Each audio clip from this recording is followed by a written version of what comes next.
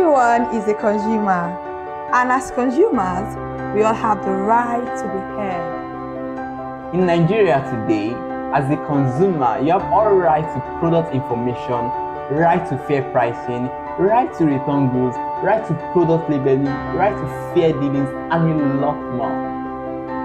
Well then, have you heard about the new media channel? ConsumerHallaTV. ConsumerHallaTV. ConsumerHallaTV.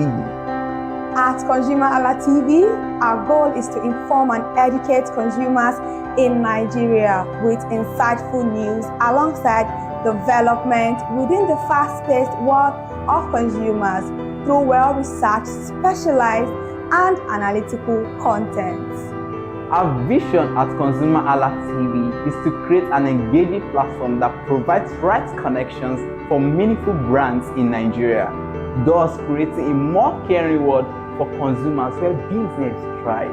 And guess what? Our ConsumerHalla brand is the first consumer complaint resolution portal in Nigeria, powered by a 72-hour feedback mechanism. We offer consumer advocacy, informative talk shows, branding promotions, advertising, and lots more. Connect with us via our YouTube channel at ConsumerHallaTV. Follow us on our Facebook page, ConsumerHallaTV, our Instagram page, ConsumerHallaTV, and do well to subscribe to our YouTube channel. Subscription is free. ConsumerHallaTV. At ConsumerHallaTV, you deserve to be heard. At ConsumerHallaTV, you deserve to be heard.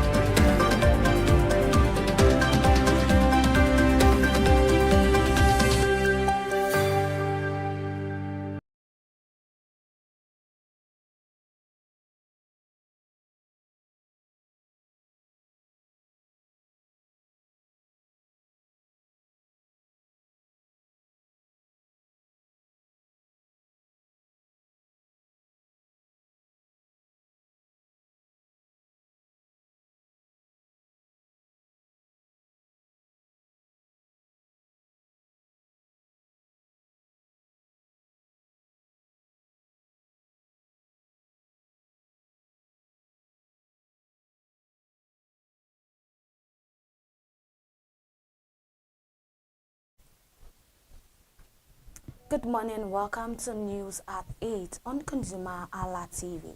It's a new day, so let's begin with the trending stories across Nigeria and around the world. I am Elizabeth Abefe. President Bola Tinubu has approved the extension of the Fourth Legacy Highway by an additional 400 kilometers, increasing the length of the strategic road corridor from 700 kilometers to approximately 1,100 kilometers. The Minister of Works, David Umar, announced the development on Thursday during a media briefing in Abuja. Umar described the approval as a major milestone in the Federal Infrastructure Renewal Program designed to boost national integration, economic activities, and regional connectivity. In addition to the highway extension, the President approved the complete reconstruction of the Lagos-Ibadan Expressway using reinforced concrete pavement. This decision comes after sections of the road began deteriorating less than 5 years after its previous rehabilitation. The minister explained that the failing asphalt of the 135-kilometer dual carriageway justified the ministry advocacy for more durable concrete alternative. Other presidential approval include the completion of the abandoned Ibe Bridge in Taraba State, the construction of the 5.76-kilometer Lao Bridge, and the dualization of the East-West Road. The federal government of Nigeria has successfully integrated its country signing certificate authorities into the International Civil Aviation Organization Public Key Directory. The Ministry of Interior completed the synchronization during an official ceremony held on Monday, July 13, 2026 at the global headquarters in Montreal, Canada. Comptroller General of the Nigeria Immigration Service, Kemi Nadab, led the delegation to resolve passport verification challenges.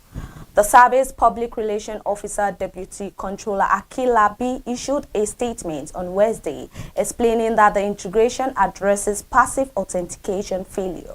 Previously, some Nigerian passport holders experienced clearance delay at select foreign border control points. This digital upgrade establishes a real-time chain of trust that allows automated international system to instantly verify the authenticity of Nigeria e-passport.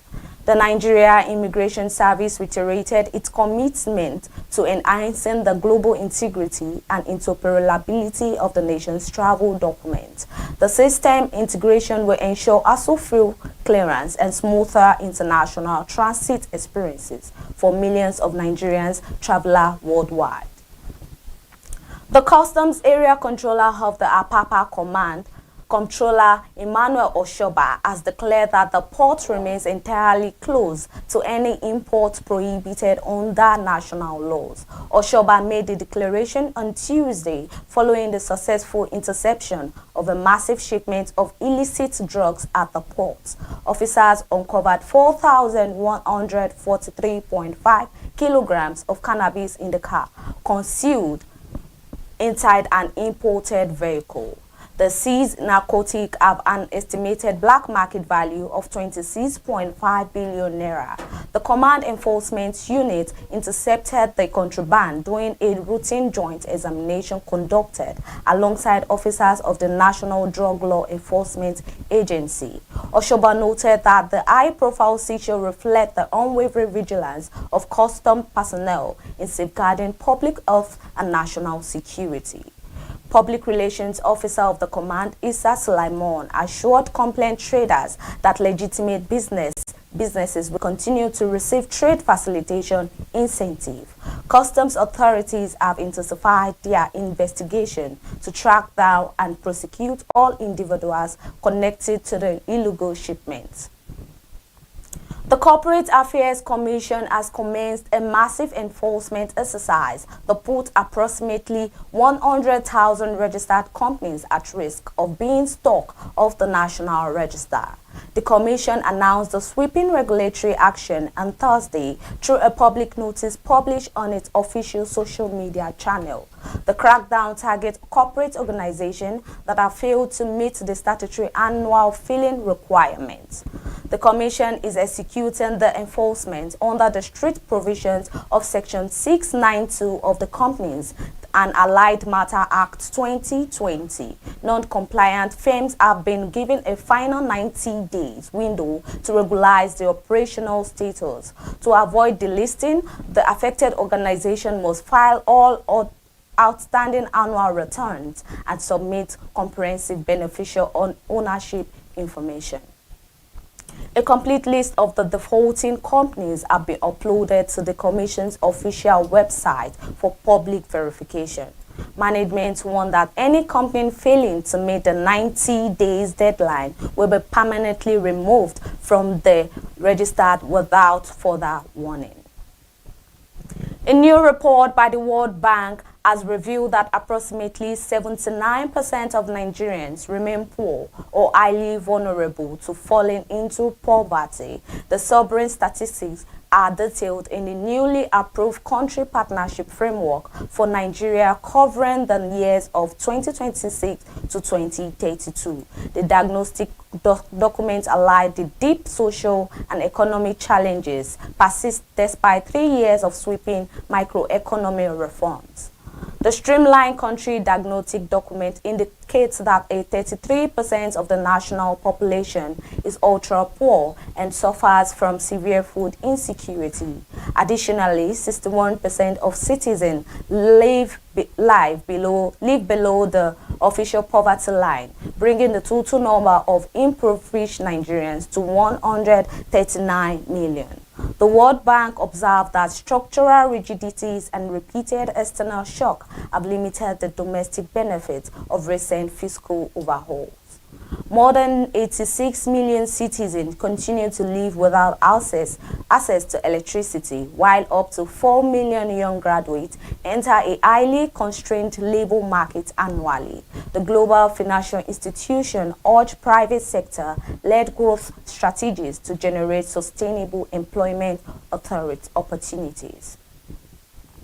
President Bola Tinubu has unveiled 3 major development programs worth $3.05 billion to combat poverty and improve healthcare across Nigeria. The World Bank-funded initiatives were officially launched on Thursday at the Presidential Villa in Abuja. The president was represented at the event by the Minister of Finance and Coordinating Minister of the Economy, Taiwo Oyedele. The intervention package consists of 3 critical programs, including the Nigeria Community Action of Resilience and Economic Stimulus, which received $1.25 billion. The remaining funding goes to the $300 million solution for internally displaced and host community program and the $1.5 billion human capital opportunity for prosperity and equity projects.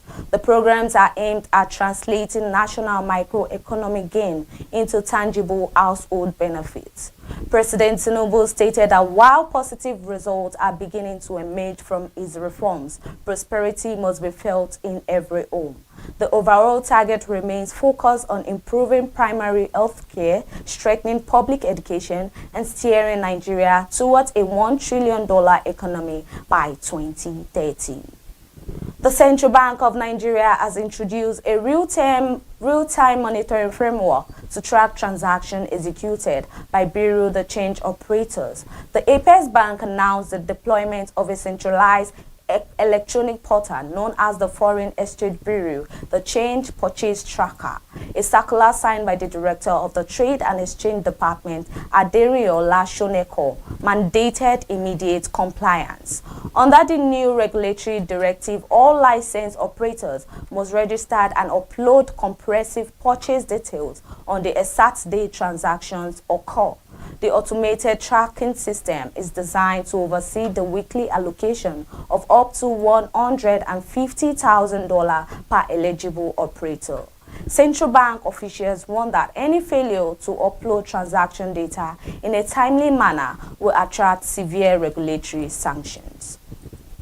The policy shift aims to stamp out manual reporting delays and prevent the diversion of foreign currency into parallel or unauthorized markets. The banking regulator emphasized that automated transaction-level surveillance is vital to maintaining the integrity of the foreign exchange ecosystem. The Central Bank of Nigeria has announced that the nation's gross foreign reserve have surged to $51.89 billion, nearing the $52 billion mark in mid-July 2026. This milestone represents a 45% increase compared to the $35.7 billion recorded during the same period in 2025. The robust recovery effectively doubles the country's financial buffers since the critical lows experienced in late 2016. Financial record shows that the foreign reserve grew by over $1 billion within the last 30 days, rising from $50.81 billion in June. Out of the current reserve, a highly liquid dollar remained fully accessible to meet international trade demands. This financial expansion coincided with a slight moderation in consumer prices as headline inflation dropped to 15.91% in June. Data from the National Bureau of Statistics show that the marginal drop from May 15.93% was driven by a cooling core inflation basket. Financial experts believe the combination of growing reserve and easing price pressure signals a stronger outlook for the national economy. The federal government and the Niger Delta Development Commission have launched a $500 million agricultural investment fund to boost agribusiness across the region. The initiative was officially unveiled on Wednesday during a specialized development summit held at the Presidential Villa in Abuja. The fund is designed to diversify the local economy and generate sustainable employment across the 9 states of Niger Delta. Managing Director of the Commission, Samuel Ogbuku, explained that the new investment fund will be commercially managed to attract local and international capital. The initiative aims to shift the region's economic dependence away from crude oil and towards sustainable agriculture-led growth. Ogbuku noted that the financial structure of the fund will focus on developing key areas of the regional agricultural value chain. The agency expects the massive capital injection to create thousands of jobs, reduce poverty, and foster long-term wealth creation for local community. The commercial management of the fund is expected to commence immediately to support active agribusiness projects. Thank you for staying with us for our News at 8. For more updates and breaking news, stay tuned to this channel, ConsumerHallaTV, and remember to follow us across all our digital platforms. Good morning. I am Elizabeth Abefe. Stay tuned.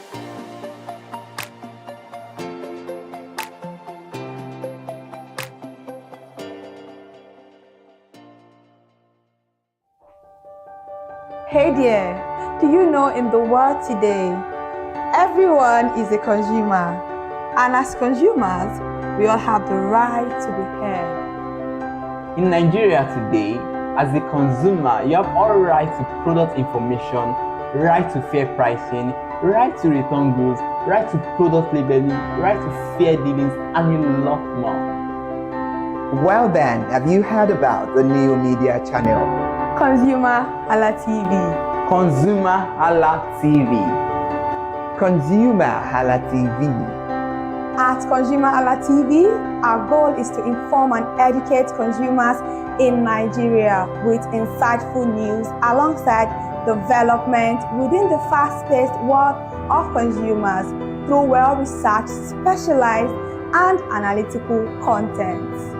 Our vision at ConsumerHallaTV is to create an engaging platform that provides right connections for meaningful brands in Nigeria, thus creating a more caring world for consumers where business thrive. And guess what? Our ConsumerHalla brand is the first consumer complaint resolution portal in Nigeria, powered by a 72-hour feedback mechanism. We offer consumer advocacy, informative talk shows, branding promotions, advertising, and lots more. Connect with us via our YouTube channel at ConsumerHallaTV.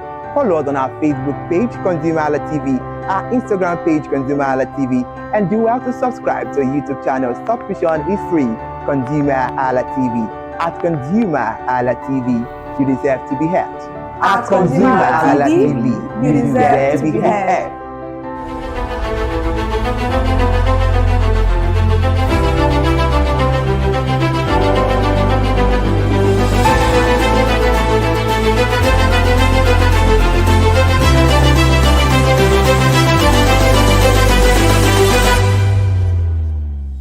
My people, how una dey? Welcome to another episode of How Market Today. And on this episode, we dey for Ken Village, Maryland, Lagos. I hear for Aproko say dem dey use Ken do basket, use Ken do chair, use Ken do everything wey dem dey use decorate house. This one e full my eye o, but I no go wan drop the gist. Na why you guys dey for this show? Follow me, make we go talk to people, know how dem dey take do all these things with cane. I hear for gist say na with cane o, but this gist no be for only me. All of us go dey watch am. Oya, mo dey waka.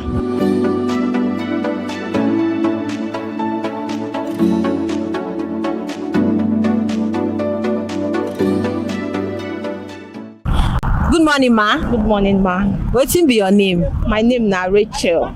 Rachel, wetin be the name of your business brand? Rachel's and Crafts. Rachel's and Crafts. Yes. Okay, Madam Rachel, wetin you dey sell for this place?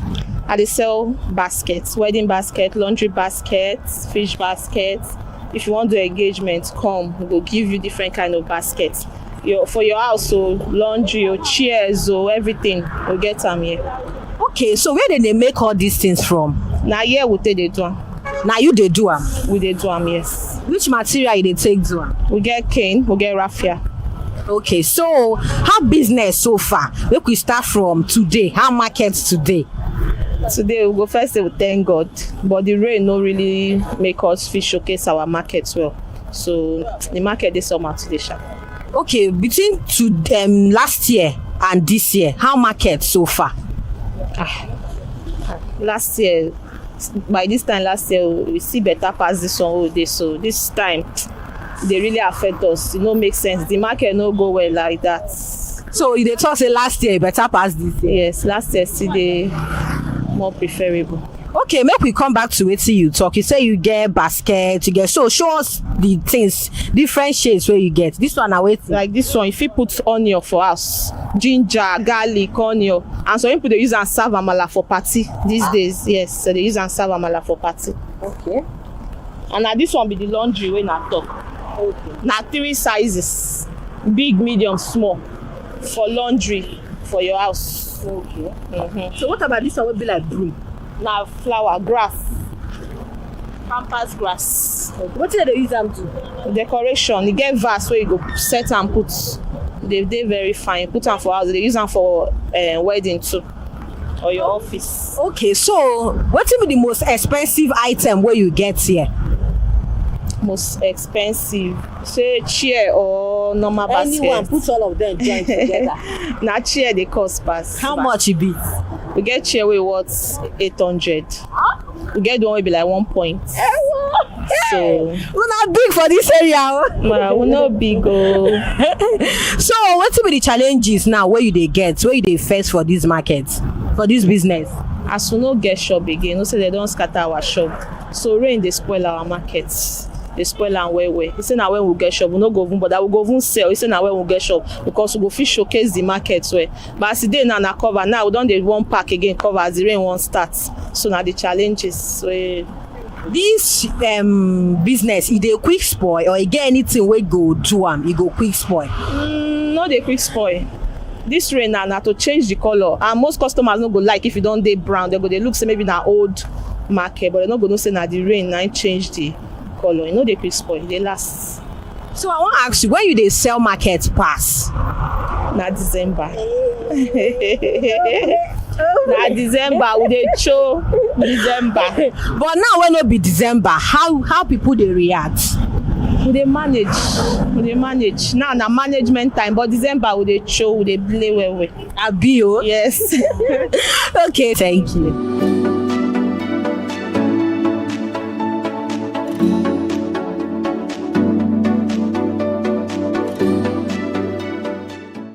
Good morning, ma. Good morning, sister. Wetin be your name? My name na Endurance, but I tell my customer my name is Endurance Basket. Okay, Endurance Basket. Okay, Madam Endurance Basket, wetin you dey sell for Ken Village, Maryland? I'm selling hamper baskets, mats for decoration, vase, and these drums here, and can see laundry baskets. We have this one in raffia. We call this raffia laundry basket, but it's made from the nuts. Why we made this here? This one too is raffia. We call it iron. This one is made here. Okay, so where you dey get this material where you dey use do all these items? Some of the material, like this raffia now, we dey buy them from Togo. And this one, some of them from the Kano. And why the cane one, anything made with cane, we buy them from North. Sometimes they bring the material from Delta State, let me say Warri, or this Talking, some from Aja, Waterside. Okay, you don't travel both all these places where you mentioned before. I'm from Delta State. I'm an Robo girl. So all these places, most of the canes I don't go there. I've experienced the way they get it, the way that they cut them. I don't enter the bush myself before. Good one. Okay, so how market so far? How market today? Today, make we start from today. How market today? Today, I thank God, because in everything you thank your God. When there is life, there is hope. So the sales for now, get a see, because rainy season, I'm just coming. It has not been long why I just come. So for now, glory be to God. Okay, so compare your sales from last year and this year. How it be? My sales last year, I thank God. Last year is better in everything. But this year, like our business now, December, now you go make sales. Like this now, manage. But once we enter, like, let me say, November. So we enter November, October, November, the market go dey come small. Okay, so I go come back to that one where you talk, the time where you dey sell where. So what about this year now? From January till, say yeah, don't go half. How business be? I thank God. So wetin dey affect this business now? Wetin be say they Oyibo people go say delicate to this business. So we say if it happen now, this business go slow.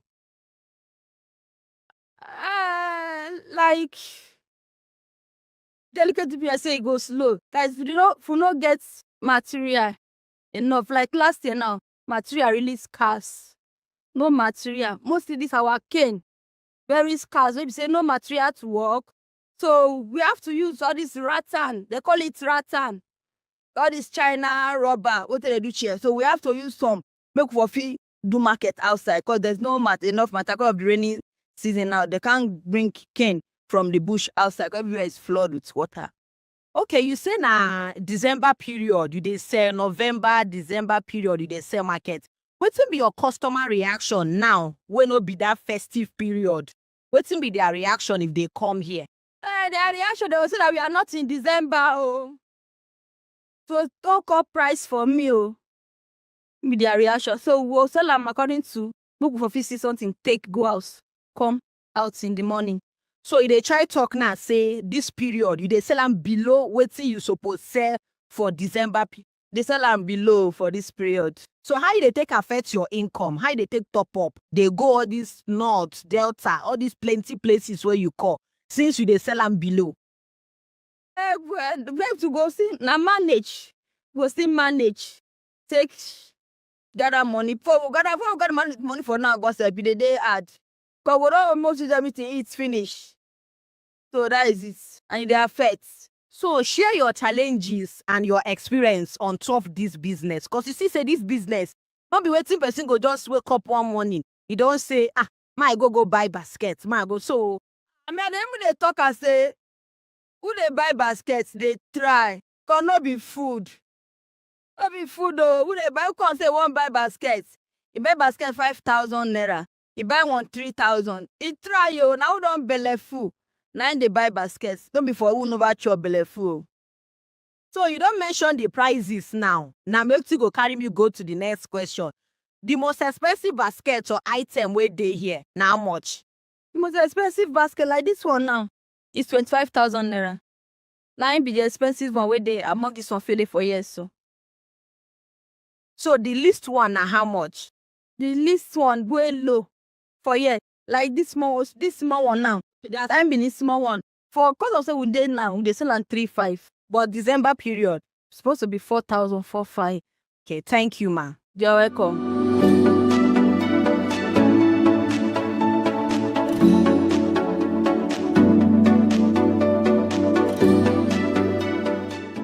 Good morning, ma. Good morning, ma. Wetin be your name? My name na Yemisi. My brand name na Everything Crafts. Everything Craft. Yes. So wetin they sell for this place? I dey sell rantan chairs, cane baskets, swing chairs, props for decoration, chandeliers for events, people dey do wedding. They sell all those things. So where you dey bring all the materials wey they use do all these things? The materials dem vary. Some not like this type material now. They come from Delta State.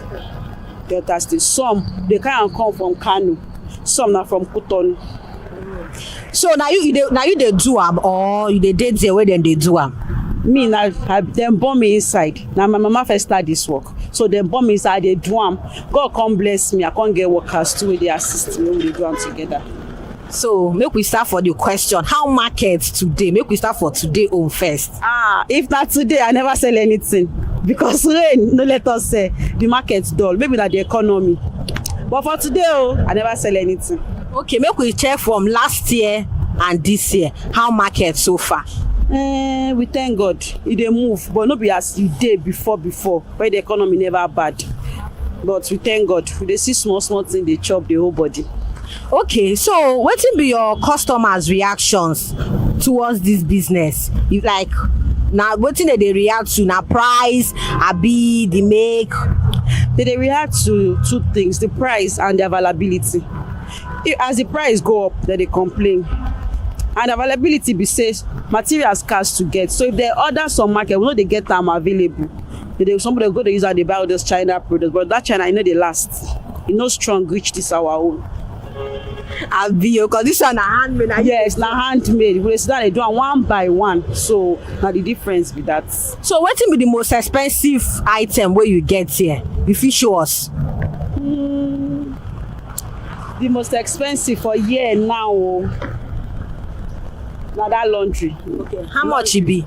The full set of that laundry now 65,000. Because now 3-in-1. They for different sizes. 3-in-1. So when you dey sell this market pass, when be your cash out periods? Okay, now December. Oh bule. Now December. Now we dey sell in large quantity. But now when no be say that December period, how you dey take do am? We dey live every day as it come. If we sell, we thank God. If we no sell, we still thank God. We dey manage the little way we get. We go sharp turn up, come again the next day. So your customers outside, the consumers outside, now wetin you want, your experience and challenges wey you wan share to them about this business? No be wetin person go just wake up one morning, you don go dey buy basket. This our business, e dey very lucrative o. If you learn now, when you calm down, you learn am, you go enjoy am. No person go just sleep wake up say I wan dey sell basket. No, you first come learn am, get the understanding. So I go fit as dey maintain am now wey rain dey. And even when rain no dey, how you go fit dey sustain am, that one too dey important. So you have to learn it before you can venture into it. At least have the background knowledge about it. Then your customers nko now wey no be obule period, wetin you wan tell them concerning price? I go dey beg them say make they patronize me. No be me be government wey let the economy bad, but I still dey give them small discount. People wey don dey, even with a new customer, I go still give you discount, so I go fit come again next time. I no fit chop am. Okay, thank you.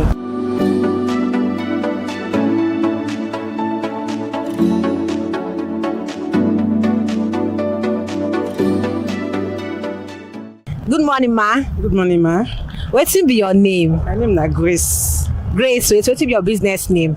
Top Notch Crafts. Hey, ogbonge top notch, clock it for top notch craft. Thank So you. ma, wetin you dey sell for this place? I dey sell baskets, I sell fruit baskets, I sell rantan chair, I sell laundry, lampshade, sanjalia, fruit baskets, anything accessory to design. So you see, say this thing is strange, oh. So where dem dey get the material, where they do all these things? Okay. This material, most of them we do by ourselves here. But there are some we say we order. They move from Kano for us. Order from Kano, they bring for us. We pay, we sell. So, but most of them we do them by ourselves for here. Okay, make I ask you, how market today? My sister, we thank God. Because na rainy season we dey, no sales. No, how we want to open the market, say we won't sell. They will just thank God. Okay, you don talk say na rainy season we dey, and this your business, na how you dey take preserve am? How you dey get wetin go do am, e go spoil, or how you dey take do am since you don talk am say na rainy season we dey? If water don't touch am, e dey okay. Okay, na why una dey cover am like this? Yes, to avoid water. Because no be a lot of them if they collect water. If na not we say we do with cane, even though water touch am, we fit still spray. We will spray am, change the color. But all this raffia, their color go change. Okay, that means say na different material. You get the one of this raffia, you get the one wey they dey use with cane. Yes.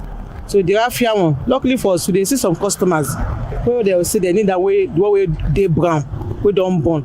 So now that from there we see those ones sell that make just waste.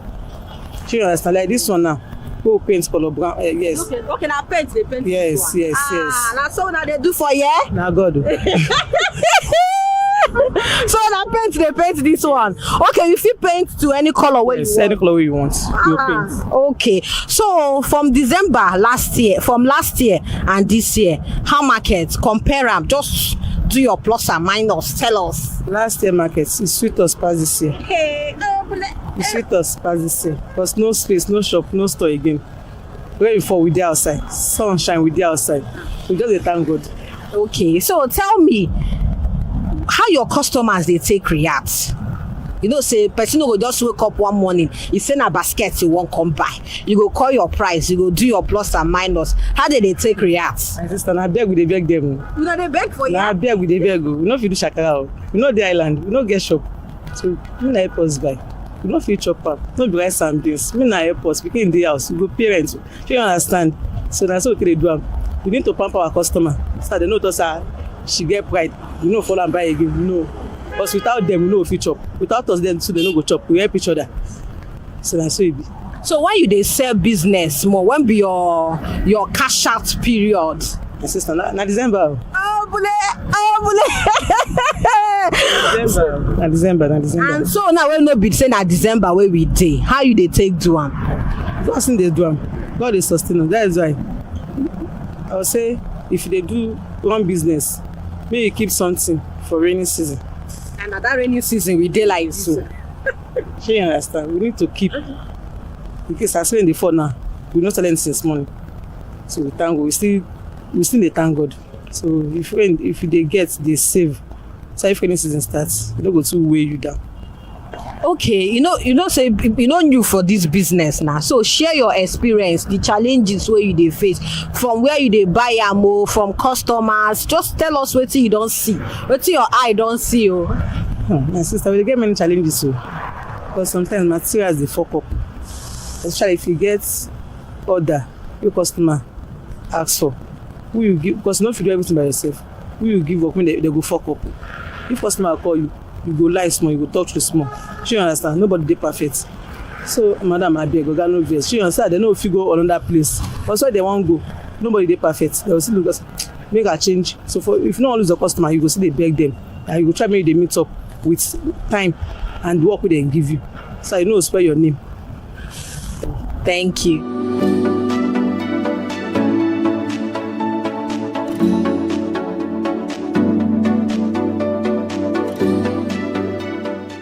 Good morning, ma. Good morning. Wetin be your name?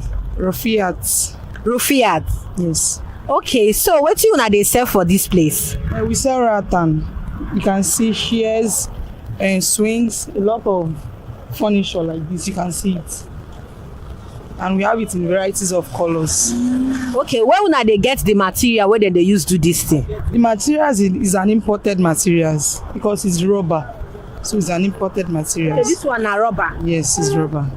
Okay, so how market today? The market has not been going well because of the rain. A lot of people have been staying indoor because of the rain, but we thank God. Okay, compare this year and last year's season.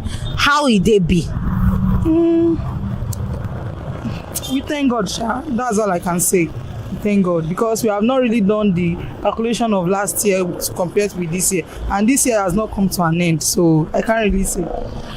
Okay, so una customers, wetin be the most expensive item wey dey here? You fit show me. There's a lot of item. It depends on the one you want. Like this one now, it sold for 250. Okay, this one now, it sold for 350,000. Okay, and na set be that, the three of them with the table? Yes. So it depends on the one that the person wants. It depends. Okay, when una dey sell market pass, when this business wey be say if you come now una cash out period? It's mostly December period. Oh bule. Because a lot of people want to open their houses, they want to open their event center, so they will need the share to open for the year. So mostly December period. Okay, now wey no be December period now, how una dey take manage? Okay, e dey rain, this thing e dey quick spoil. Wetin una dey do wey dey cause una challenges for this business? This thing, it does not spoil easily because we can see under the rain and under the sun, you can use it anyway. It does not spoil easily, it's reliable. So the only challenge that I know that we are facing is the rainfall now, because a lot of people will not be able to come out during the rain, and we do more of social media as well. So if they say make we weigh am now, if customer come, you know say this thing na no be wetin person go just wake up one morning come buy. Like you talk, say na house opening, event center, all those ones. And when they come, when you get consumers or customers, how they take handle them? We handle them with care. We tell them how they can be able to manage it, how they can be able to use it. Some of these customers did not really know more about it. You actually explain to them how you can make use of it so that it's going to last more longer. That's how we do it. Thank you very much. Welcome.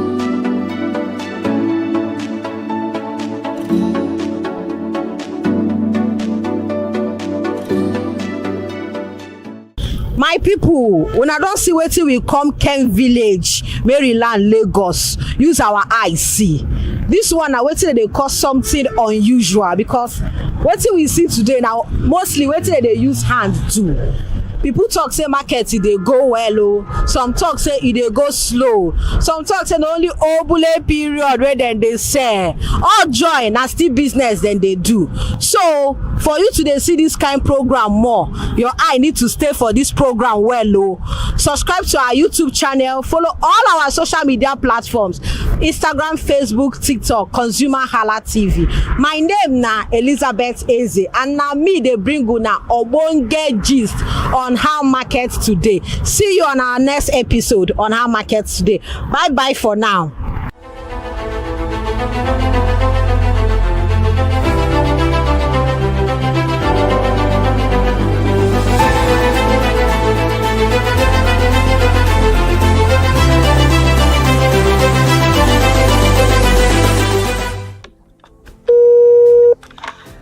Hello, consumers. You have the right to be heard. Absolutely. So join us on the conversation, share your brand experience, where you tell us all your experiences about brand on the outer world via our YouTube channel every Wednesday from the hour of 4:20 to 5:20. You can watch us via our YouTube channel, ConsumerHallaTV, and subscription is free. Follow us on all our social media platforms, ConsumerHallaTV. Share your brand experience. It's about storytelling. It's about experiences. Hello consumers, you're welcome to another exciting episode of Consumer Voice on ConsumerHallaTV. I am Matilda Omenai. As you already know, Consumer Voice is a show where we'll be visiting different places in Lagos to check out people's preferences, hear what the consumers have to say about different leading brands that they make use of. Hello, it's your boy here, Iremofeko Foworola, and you know what? They call me the AWUF General Overseer.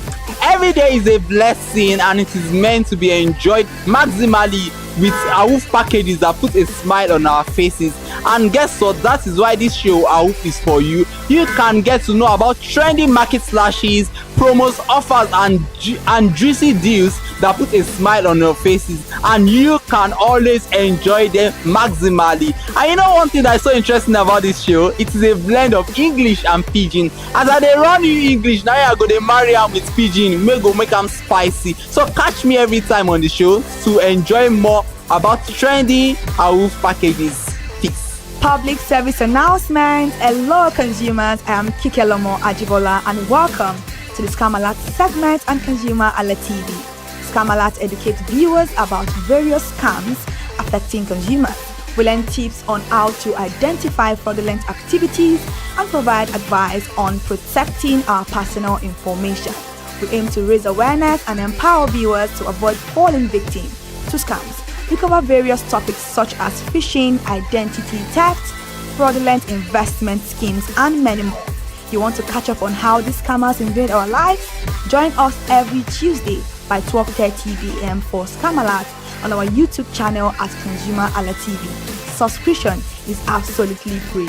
And in case you're not following us across all our social media platforms, follow us on Instagram, Facebook, X, TikTok at ConsumerHallaTV. Behind the scene of Nigeria's most vibrant market, from the sight and sound of the market to the stories of the people who makes it thrive, we will be sharing the untold stories that brings this market to life. Join us as we explore the history, challenges, and triumphs of the market vendors. We will dive into the daily lives of the people who call markets home and uncover the secret that makes this market special. You will get to see the passion, energy, and dedication that goes into making this market success. Tune in to the In the Marketplace on ConsumerHallaTV on Thursday by 11 a.m. to experience the sight and sound. Don't forget to follow us on all our social media and on ConsumerHallaTV. I am Elizabeth Abefe. Hello, fellow consumers. Are you looking for a program where we give analysis about brand and a program where we project the voice of the consumer? Join my team and I on Consumer Analytics and Resolution Box by calling on the program to get your issues resolved. And in case you are wondering where Consumer Analytics and Resolution Box will be showing, please join us on our YouTube channel at ConsumerHallaTV. Subscription is free by 2 p.m. to 4 o'clock p.m. every Mondays and Wednesdays. Consumer Analytics and Resolution Box will be airing and will be here to provide you any information on brands and also issues that you have pending for us to resolve. Also follow us across all our other social media platforms, Instagram, Facebook, X, TikTok at ConsumerHallaTV. And that is why at ConsumerHallaTV, you deserve to be heard. Hi everyone, I am Iri Ayomikunle Eke. Join me live on Perspective every Mondays to Friday from the hour of 9 to 10, where we have meaningful and engaging conversations about all the burning and pressing issues making the round. Issues related to our economy and consumers. It's conversing, it's relatable, it's beyond interview. We have expert analysts who gives updated analysis about all aspects of a conversation. Join the moving train by subscribing to our YouTube channel, ConsumerHallaTV, and do well to follow us on all our social media platforms, ConsumerHallaTV. Stay informed.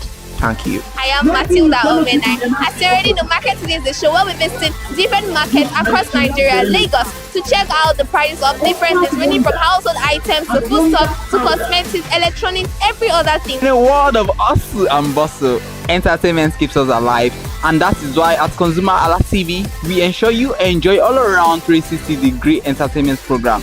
Screen Time is the show for you, where you enjoy top 5 countdown, celebrity of the week, exclusive interview, and other segments. Don't mind if it's just a jealous person. Oh, It's new movie release, update, and screen time.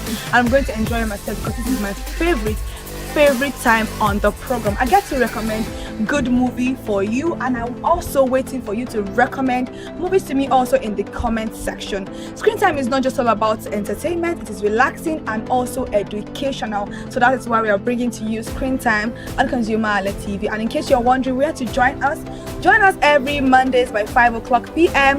at ConsumerHallaTV on our YouTube channel. Subscription is very free. And in case you have not followed us across all our social media platforms, please do so. We are begging you, on Instagram, Facebook, Twitter, and also TikTok at ConsumerHallaTV. What are you waiting for? Click on that follow and subscribe right now. And from the I to the R to the E to the M to the F to the E, my name is Iremofe Kokorola, the man always clothed in wealth and strength. And I am Kikelomo Ajibola. Toodles!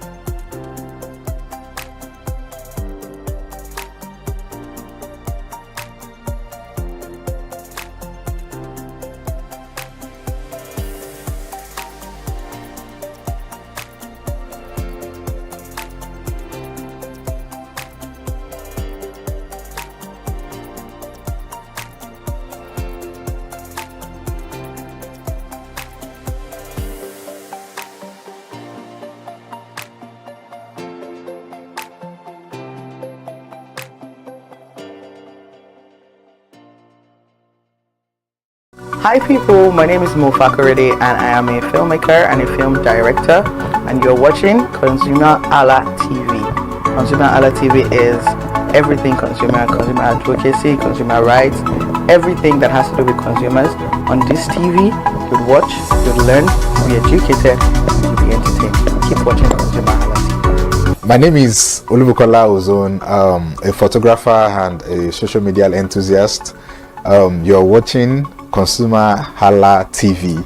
It's a consumer advocacy TV. If you have a problem, anything, any consumer related problem, just holla at them, just like their name implies, and they're going to get it sorted for you. Keep watching, stay tuned. Thank you very much. Hi guys, my name is Joba Jalabi. I'm a marketing communications professional. I currently lead marketing at Flash Change, a fintech startup. Keep watching ConsumerHalla TV, a consumer advocacy channel. Hello, my name is Sharon Rotimi. I'm an actor and I am on ConsumerHalla TV. Now, ConsumerHalla TV is a consumer advocacy channel. So if you have any issues, consumer-related issues with brands and services, you can reach out to them and they will be sure to handle it or to cater to you. Thank you so much. Hi guys, my name is Iyebiye Adeton. I'm a film poster designer and illustrator. This is ConsumerHalla TV. It's a consumer advocacy channel. We show content on consumers-based news, entertainment, and all of that. So I urge you guys to stay tuned to ConsumerHalla TV. My name is Anoluwapo Alao, a sales consultant for Star Times Nigeria. This is a ConsumerHalla TV, where they discuss anything consumer needs and get knowledge about anything about consumer. So keep watching. Hi, my name is Adebola Ogushino. I'm a filmmaker and you're watching ConsumerHalla TV. Any consumer related issues, they've got you. Hi, my name is Stephen Olorunshisi. I'm a strategy and sales professional, currently working with Obey, and you're watching ConsumerHalla TV. I mean, this is one of the channels that you don't want to but stay on. Consumer advocacy, brand promotion, everything consumer, what you need to learn for your business to grow. This is a channel where you learn, where you experience entertainment too, but it's good for businesses, for brands, and for an entrepreneur. If you want to know more about businesses, want to know more about brands, please stay watching. Alright, thank you so much, ConsumerHalla TV. Keep watching. Hello, good day. My name is Tunde Balogun. I'm the lead pastor at the Kingsborough Church in London. And you're watching ConsumerHalla TV, which is a new initiation into the TV industry in Nigeria, the first of its kind in Nigeria. And I know that it's going to bring value and quality into the service industry. ConsumerHalla TV is here to offer value to service industry and to give a voice to consumers, bring awareness to the brand industry, and also bring education to what it is to have quality for what you paid for. I know that through ConsumerHalla TV, you are going to be able to get what you have paid for quality-wise and also give a voice to you in wherever it is that you do. I am here to support and give a shout out to say that keep watching ConsumerHalla TV and we'll have a better quality for value in Nigeria and in the global space.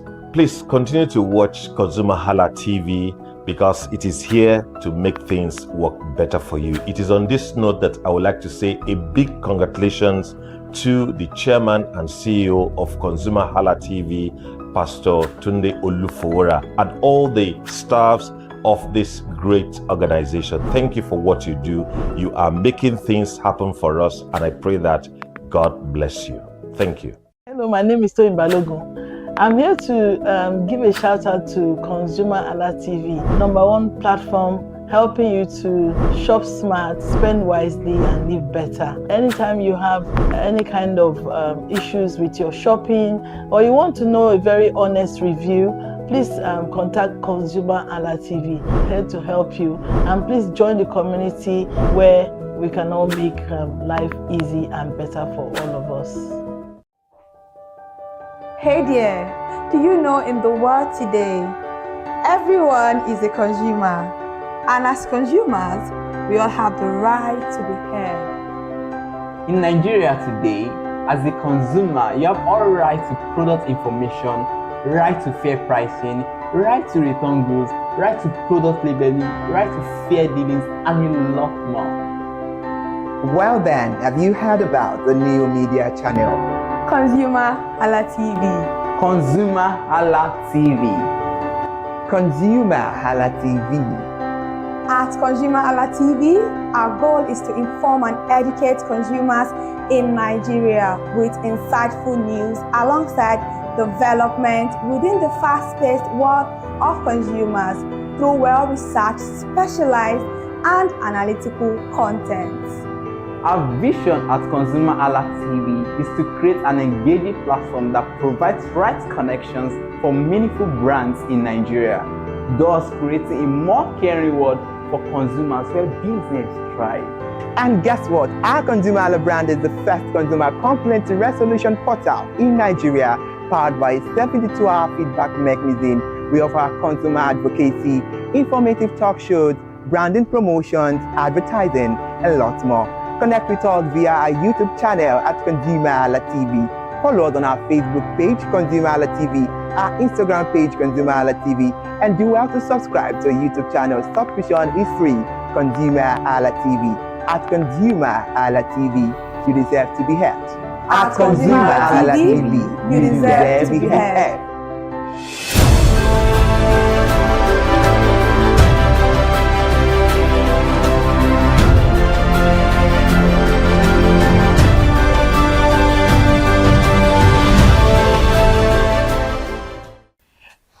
Good morning, welcome to Perspective, the weekend edition. Welcome, good morning, and thank you for always staying tuned on your favorite breakfast show, Perspective on ConsumerHalla TV, where we have discussions about all pressing and burning issues making the round. I'm Irihayo Mikoleke. Good morning, Nigeria. Thank you for staying with us.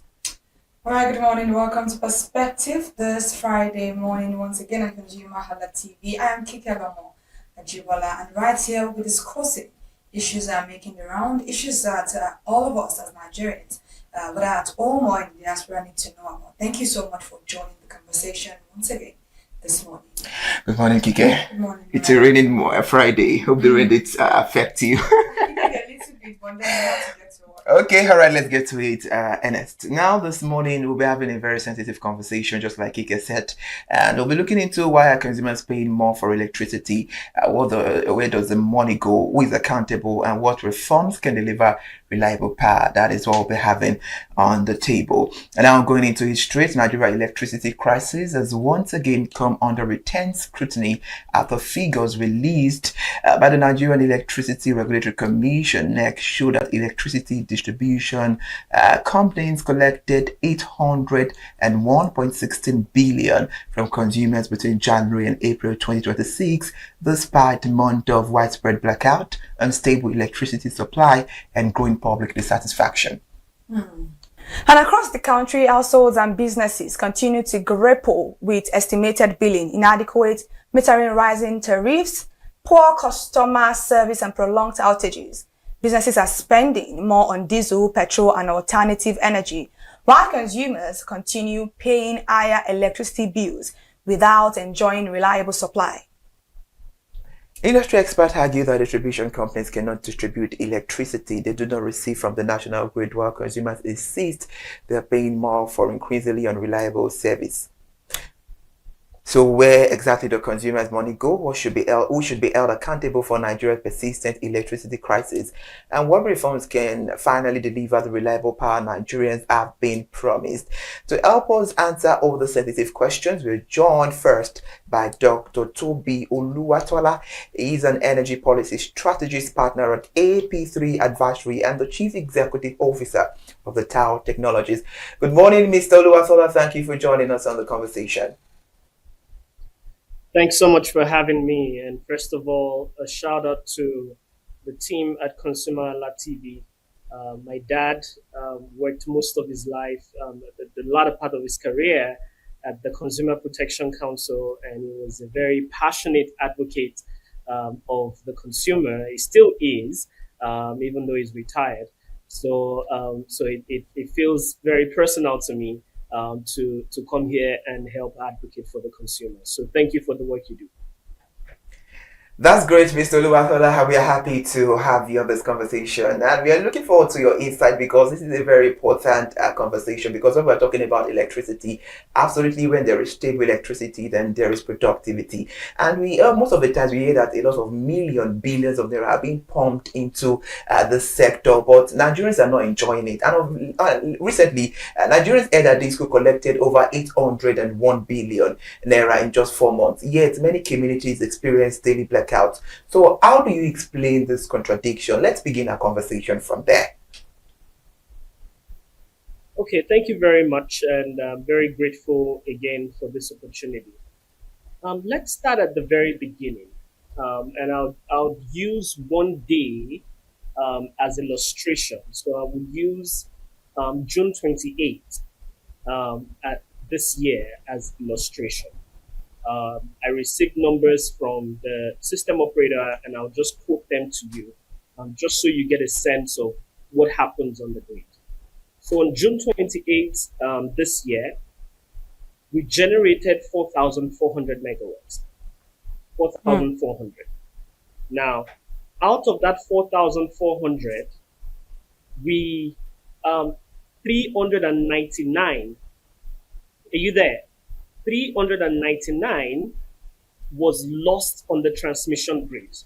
About 2% of the total, maybe like 80 megawatts, was quote unquote consumed by the generating plants themselves. So to run their auxiliary systems, to run the lights in the generating plants in Shiroro, in Kainji, in Afam, in Olonshogo, and all of them, they themselves alone consume 2% of all the power we generated. And between them and and where the power is supposed to go, we lost 399 megawatts. That's about enough power that one generator like Azura, generates. Remember, Azura costs almost 500 billion naira to $1 billion to build, and costs us close to 30 million, roughly $30 million a month. So you're talking about us in one day losing about 1 billion naira, 1 billion naira worth of electricity on the transmission lines. That's a big problem that needs to be solved, because that's just 1 billion naira that we are throwing away. Now, after that power gets on the line, another 30%, another 8% is sent to our neighbors in Benin, Togo, and Niger Republic. And that power that goes to those people pay because it is locked into what they call a bilateral contract, meaning that you have some money sitting in a bank guarantee that if you don't pay, they will take your money in the bank guarantee, and if you keep defaulting, they cut you off. That's not happened since 2019 when we started this bilateral agreement. So the generators who are supplying those people are very happy because they're getting their money.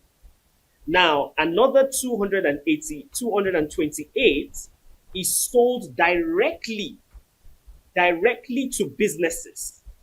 So businesses like Camp Steel, businesses like some manufacturing plants like rice processing. A few businesses have signed direct agreements with the generating company under the willing buyer, willing seller agreement, and that 228 gets paid and nobody complains. Everybody gets they get their reliable power. They are happy. Everybody's happy. However, there is a 3,400. Remember, we've calculated about 1,000 now. The remaining 3,400 was given to the discos. Now, out of that power that was given to the discos, we don't know how much the discos finally metered, or what the status of metering is, because we've been asking the discos to meter everybody forever, and it still hasn't happened. When the sector was privatized, the mandates to the discos at the time which should have been enforced was that they should meter every single person. But rather than say they should meter every single person, what we told them was that they should reduce ATC and C losses from the around 40% where it was to about 15%. None of them did that or lose their vesting contract after and lost their discos, notably Yola and Ibadan disco.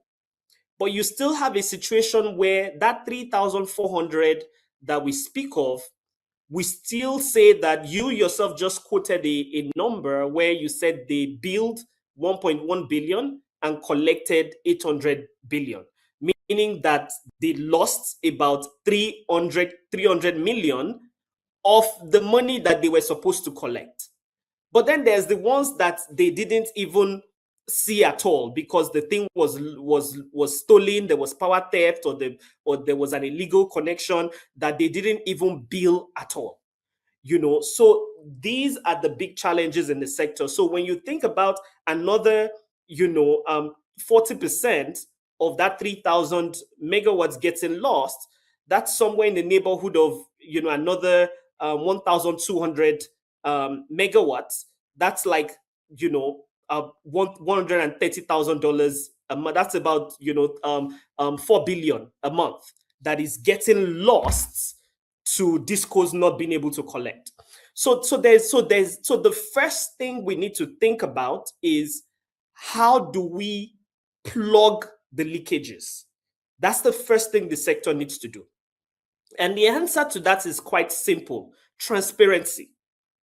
Light is the best disinfectant. The first thing we need to do is to make sure that every single feeder is metered. If you meter every single feeder supplies electricity, we know where we are losing electricity. Nobody can hide again. That's the first thing. Every single distribution transformer, you meter it. Very simple. We know where the losses are, and we know who to hold accountable, who to give the bill to when things get lost in the grid. The first thing, and doing that requires investment, but it also requires a everybody all hands on deck process, where the discos, the regulators, nobody is colluding to avoid the process, and we all agree that this is an important thing that we need to do. The second thing we need to do is to move from this situation where discos are collecting money. They come and tell the rest of us, we give them close to 80% of the power we're generating. They come back and say, we were only able to collect 20, 40, 30% of that power, of that money. So generator, here's 30% of the power you sent me. Here's 30% of the money. And generator turns around and goes to his gas supplier and says, they didn't give me money. Everybody then turns back to government. And every year in, year out, government has to keep bailing out the sector. Right now, the debt has accumulated to almost 7 trillion naira. After we've been bailing out continually, that cycle cannot continue. That cycle cannot continue. We have to end that cycle. And the way to end that cycle is to put even the discos on a bilateral contract. The same kind of contract that those industries have, that our neighbors have, let's put the discos on those types of contracts, such that any power you get, you have to pay for. So what will happen is that when we do that, is that number one, the discos will get disciplined. When they know that government is not going to bail them out, if they can't pay for the power, they will get disciplined. So they will meter everybody, because now they know they have to collect the money. And what is already happening, that is the reality of the situation, is that most consumers are checking out. So most of us are realizing that this system as it is not serving us. So we are going ahead and installing solar and reducing, how much we're collecting, how much power we need from the disco, and I think that, that instilling discipline in the sector, it may cause some temporary pain, because the discos will be, they will now have to split up. and they may have to, and they, I mean, to be honest, they've been doing this. They've been prioritizing the band-aid customers over people who cannot afford to pay as much, and so that will continue to happen. But what would also happen, and has already also started happening, is that mini grids are popping up around the sector. They are a little expensive. They are cheaper than running generators. And I think that ultimately the way to solve so that process of fixing the center, the grid, it will take a minute.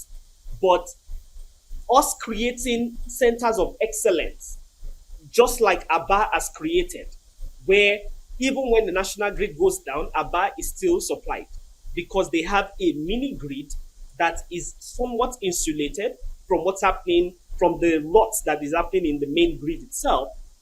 I think us creating centers of excellence like that, whilst we work to curb the problems at the center, is the way to solve the problem. Now, you talked about tariffs earlier. Let me talk about tariffs. So right now, Nigeria is charging band A 209 naira per kilowatt hour. To be fair, so that in dollars is somewhere in the neighborhood of let's say at 140 per dollar. At 140 per dollar, that's about 15 cents, right? That's about 15 cents to the dollar, right? 15 cents. So I split my time between Nigeria and the US, and that's about what I pay in the US as well. In Ghana, they pay about 25 cents. So in some of the neighboring countries, they pay somewhere in the neighborhood of, and in some states in the US, they pay as low as 12 cents, 11 cents. In some states, so that number, even though it is high by Nigerian standards, it is average by global standards. But because Nigeria is a poor country, at least at this point, the people don't have money. Not a lot of people can afford that. So I think that, as we start to solve the problem, one of the things we also have to start doing is to start to look at how we can find ways to give ratepayers, give consumers a reprieve. Because if we don't, what will happen is that people will start exiting and finding a way to solve their problem by themselves. They will find a way to start ensuring that they are very, very efficient with their use of power and not using the power used, which is where we find ourselves today. I'll stop there. Thank you so much, Dr. Toby. That was a very detailed explanation right there. And let's quickly take a look at this, because over a decade ago, after privatization has happened, do you think Nigeria has reformed its electricity, or they've achieved the original objective of why they went to the private section? Good question. I think the privatization was not done well.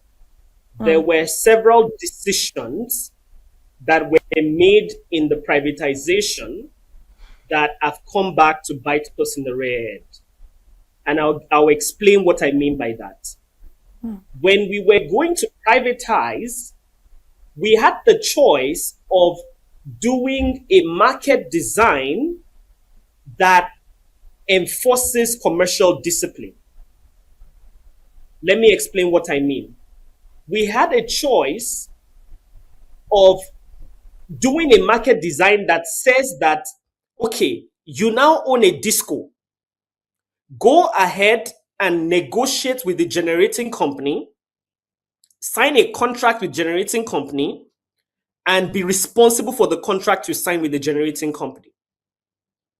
But what we did was that we created a single buyer called NBIT in the middle, because we knew that the tariffs were not cost reflective, and we knew that the discos will not generate enough money to be able to pay the gencos. So we created, and also a lot of the gencos at the time had also spent too much building their generating plants. Geometric, for example, spent too much building their generating plant, much more than was reasonable building their generating plant. Azura cost a lot more than was reasonable, because and I won't get into why people overspend in capital costs, but your guess is as good as mine. So because all those guys wanted to be paid tariffs that will allow them recover their excessive generating costs, we put a single buyer government in the middle that will be taking and absorbing be shock absorber for the debt for the sector. That has failed woefully, because at some point the company, the embed that is in the middle, that is absorbing all the debt, does not have money to now pay, because every year the debt keeps accruing. So even after we raised tariffs, there are still excuses, because people are used to putting the responsibility for the insolvency on embed, on the middleman, because they know the government will always bail out the middleman. So what we need to do is to completely deregulate that. Scrap the middleman completely. And let everybody, all the generating companies, directly go and do a deal with the distribution companies, or directly go and find customers to sell to. When you do that, and then you have the system operator that is hopefully digitized, and is not just using phone to track people, it's fully digitized. The system operator can see everything. The system operator can automatically has controls that can tell someone to shut down when they need to shut down, to make sure balancing the system when there's a need to. And the transmission operators are also proactively thinking about where demand is going to come from, where they need to make reliability upgrades to the transmission system and things like that. So, for example, that day that I was illustrating for you, Eko and Ikeja Disco only got about 400 megawatts. Those people can generate, if you give those people 4,000 megawatts, they will generate it and they will pay for it, because they can afford to pay. They're using it to do businesses. But because we have only one transmission line that is supplying them, and that transmission line for some reason was down part of that day, Lagos didn't get enough electricity, and Egbi power station that supplies Eko was also down because of gas supply issues on that day. So Lagos didn't get electricity on that day. So then places who cannot afford to get electricity, cannot afford to pay, were being sent electricity. Whereas the people who can afford to pay, are willing to pay, will run their generator 24/7 if you don't supply them, which costs them twice the price. You didn't give them power, because didn't make the transmission investment. Instead of making the right transmission investment, you made a political transmission investment where you drew a transmission line to Daura when there's nobody in Daura except for the ex-president's house. So these are the issues. We've got to make strategic, smart transmission investments, not politically motivated ones where we used to chop money. And when we do that, we need to then put all the discos and the generating companies on firm contracts, so that nobody is saying that is turning to government to pay them. We now charge enough. Let's at least use that to make sure that we get discipline in the sector.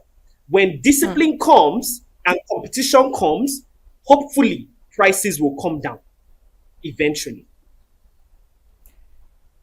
We hope that happens, Ernest. Dr. Oluwatobi, business now spend billions on diesel, petrol, generators, and solar, and it's costing them a whole lot, because before I engaged you when we started the show, I said stable electricity leads to productivity. So what is this costing Nigeria's economy in terms of productivity, inflation, and investment? That's a fantastic question. So right now, running a business on diesel is somewhere in the neighborhood of 500 naira per kilowatt hour, between 400 and 500 naira per kilowatt hour, running a business on diesel. So that's about twice band A costs, and the alternative of not using power at all, especially for businesses that cannot afford to run diesel like that, is that they can only run their business when there's light, when there's sunlight, and at night all the money and the economic activity that could have happened is lost. There is a very big literature around the value of lost load, and right now, I think you speak to the point. I don't have the numbers in my head right now, but for every kilowatt hour of electricity we fail to supply, the economy loses a few millions that could have been accrued in the economy, that could have added to the GDP. So that's a big problem. But I don't want us to focus on the problem. I think that there are solutions today that reduce or to some degree ameliorate that problem for majority of people. One simple example is distributed solar. Now, personally, if you ask me, I'm not the biggest fan of every single home having their own solar system. I'm not the biggest fan of that. I think it's a little wasteful. I think it's better when we have, big solar plants that supply solar farms that supply a whole estate. And but you see, solar has, reliability constraints. It can only run when the sun is shining. But today, solar plus storage that can go maybe like 4 hours, by the time you average that cost over a period of 2-3 years, is almost equal to your band A price. If you essentially cut your coat according to your cloth, you install a system that makes sure that you can run basic operations during the day, and for maybe another 4 hours of autonomy after the sun goes down. That thing pays for itself, compared to your band A or band B, band A electricity price or running diesel. The only challenge with that is that when you then want to run heavy equipment, or you're running a hospitality business where people want the AC on 24/7, then you run into the challenge of you having to build it much bigger. But beyond building it much bigger, there's also the challenge of when it's rainy season right now, the clouds come out, and the particulate soot in the atmosphere gets on your panels. So if you don't wash them constantly, the production degrades. So my advice to people is, from time to time, if you have a solar system in your house, from time to time, have someone go on the roof to just clean the panels, to make sure that they are collecting enough sunlight, whilst the sun is shining, but like you and I know, the sun is not shining all the time in this season, so that's affecting us. So we really can't get around this problem of us fixing the grid, because ultimately that's the key solution that the country needs to move the economy forward. All right, Dr. Toby, let's quickly take this question before we let you go, because it's very, very important to have conversations like this, given the fact that your insights have been really, really wonderful. But then, if you had the opportunity to redesign Nigeria's electricity market today, what are the first 3 reforms you would immediately implement just for us to have a better electricity production in Nigeria? I think a few of the reforms are already on the way, like the Electricity Act of 2023 already put us on a good path, where state governments are starting to take responsibility for electricity supply in their states. And we've seen the impact of that in places like Abia State, where in Aba, they get now the businesses there get close to 24-hour supply, even when the grid goes down. So that's starting to happen. You've got situations where in Lagos State is commissioning several generating plants now, and they're on track to licensing a bunch of new generating plants, only supplying a microgrid within Lagos State. I think that that's where we need to start from. Where we need to start from is making sure that we can create centers of excellence across the country, where we move back a little bit from the bigger issues that are happening beyond our state. And I'll give an example from my home state of Texas, where my family is. So in Texas has, most of Texas is its own grid.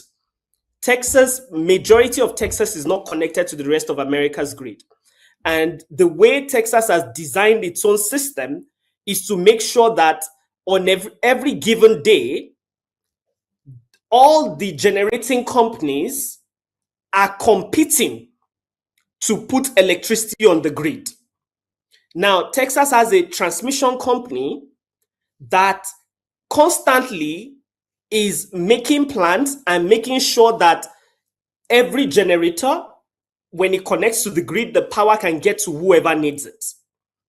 Now, when generators are trying to generate, whoever is the cheapest generator, we let them generate. The person who is the most expensive generator, every generator says how much they want to be paid on a daily basis. The person who is the most expensive, whatever we are paying that person to make sure that we serve everybody, whoever is the most expensive, whatever we are paying him, that's what we pay everybody else. So everybody else who is efficient makes a profit.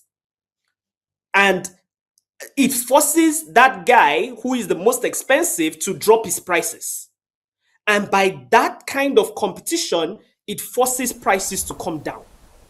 And when we see that there's a risk that new generation is not being built, there's a Texas Energy Fund that gives generators low interest loan to quickly go and build. When we forecast that in 5 years, like right now, where a lot of data center load is coming onto the grid, Texas right now projects getting close to 400 gigawatts of data center load in the next 2 years. So all that load, all that new load, think about that, 400 gigawatts, that's like 4,000 what Nigeria generates right now. So it's huge, So, but what we're doing is that very, very actively, we're managing everything together, and they're making it work. I think that if we focus on a state-by-state level, and we devolve responsibility to a state-by-state level like we're already started doing, and we then focus on bilateral, make sure that every transaction does not have government subsidizing everybody. It's a direct bilateral transaction between one business and another business supplying consumers. I think that we will get closer to it. There are mini grids that are operating in Nigeria today that are supplying almost 24/7 power, because those guys are generating and they are selling the power directly to the people across Nigeria today. There are estates across Nigeria today where people get 24/7 power. It may be expensive, but they are getting 24/7 power because there is a clear agreement. And that's what's broken at the center that we need to fix. Wow. All right, Dr. Toby Oluwatola, your insights are valuable, and we appreciate your time for joining us on this conversation. And if I must say, we look forward to having you on more editions to come on Perspective. Thank you so much. Appreciate you guys too. Thank you for the work. All right, please do well to enjoy the rest of your weekend and stay safe. You too. All right. And I was a guest on the conversation, Dr. Toby Oluwatola, an energy policy strategist, partner at the AP3 Advisory and CEO of Tao Technologies, joining us on the conversations. Why are consumers paying more for electricity? Where does the money go? Is it accountable? And what reforms does this really mean? And that is a whole lot. The conversation is still going on because absolutely we are moving to the legal angle of this topic. We'll be right back.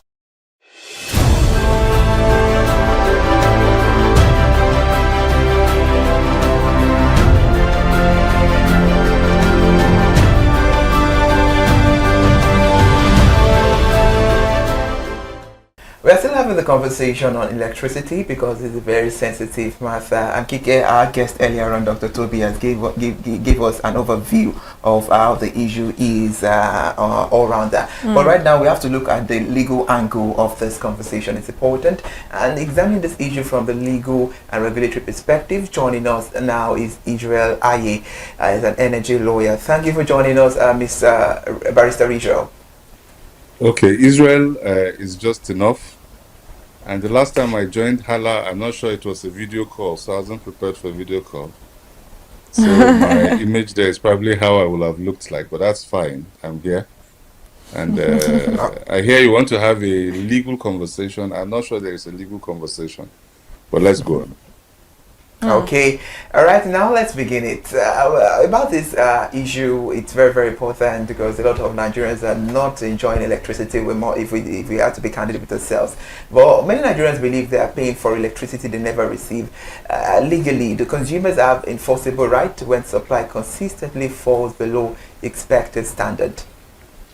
Well, I mean, so that's a catch-22 situation, and which is the point I was making, that fundamentally the conversation is and cannot be, kind of strictly legal. The first thing that needs to change, and I joined just the tail end of Doctor's session, and I thought he made some very strong points, very, very insightful. Great insights, essentially. So the fundamental issue for me is that at the onset, Nigeria got electricity wrong. Okay, and we're paying the price many years later. And what do I mean by that? Is that we treated electricity as a public utility that should otherwise be supplied by the state, and as many other things for that matter, and so that's the problem. So we locked up our electricity company, which was then called NEPA. Before then, I think it was called something else. We locked it up in an inefficient state-owned monopoly. I don't know if you can still hear me. Yeah, so we locked that up in an inefficient state-owned monopoly. And what that meant was that it was not able to attract the required amount of investment in order for it to grow. Electricity by itself is a very expensive business in terms of equipment, maintenance, men and materials, and all of that. Would you believe, and I think I've dropped this data point around here before, that electricity was introduced in Nigeria 15 years after it was introduced in the UK. The Jura power plant was built some 15 years. So would you look at the UK today and look at Nigeria and say that in terms of reliability or supply that we're at par, or in fact just 15 years apart, generating capacity and on and everything else. So that's the problem. So the challenge fundamentally is that we are treating electricity as a public utility rather than a commercial or an economic service. And the moment we make that paradigm shift, which is essentially what I believe the good doctor was talking about, then we will start to make the right calls towards making power available and affordable. And we're going to be talking about available and affordable in a fair bit. Well, and that was a very beautiful one, but then I think you spoke about the fact that this is not a fundamental discussion, but I think we still need to have a bit of it. What bears the greatest legal responsibility for persistent power failures in Nigeria? Because it is not just today's conversation; it has been incessantly happening, and then people think they can do anything in this country, and that is why Nigeria is what it is today. So, what bears the greatest legal responsibility? Is it the GENCOs, the TCN, is it the DISCOs, the gas suppliers, or the regulator themselves? So that's an interesting question. I mean, given our current power supply model. And then the value chain is just what you have described: the GENCOs, the transmission company, the DISCOs in between, the gas suppliers supplying into gas plants, and sometimes it is not gas plants; it's maybe a hydro plant or whatever kind of other plant, and all of that. You see, it's more of a policy conversation than a legal conversation. You understand what I mean? I mean, assuming, and I tell you, look, I'm a lawyer, so I should speak to and I should speak both for and through my constituency. Okay, if there are strictly legal issues that you can just sort of define rights and liabilities and say, okay, you get this, you do that. I mean, I'll tell you, yeah, and that probably means business for me, right? But let me just give you a simple analogy. Assuming I owe you money. I owe you a certain amount of money and it is not criminality. I borrowed it, but I just can't pay. And you go to court and you get judgment for the money I owe you, but I just don't have the ability to pay. What do we have?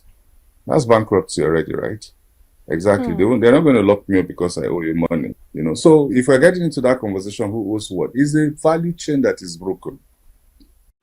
As long as we are not able to charge cost-reflective prices for electricity, it's going to be impossible to fund. That's what we struggled with downstream petroleum for a long time. That's the same thing we have to grapple with in electricity. Effectively, we have to find a way to break out of this business of quote unquote of subsidy by whatever name or shape. We cannot set tariffs. We cannot prescribe tariffs. As long as you are doing so, you are not going to be able to attract the right amount of investment. And like the last speaker said, we're on the right path. We're taking the right steps. And let me say something about affordability. You see, look, everywhere in the world, power is expensive because it is expensive to generate. But the thing is that the alternative is more expensive. Okay, the alternative to not having power is more expensive. I mean, according to some World Bank data out there, the lack of power on an annual basis is costing us anywhere between $25 to $29 billion and anywhere between 5 to 7 points in GDP loss.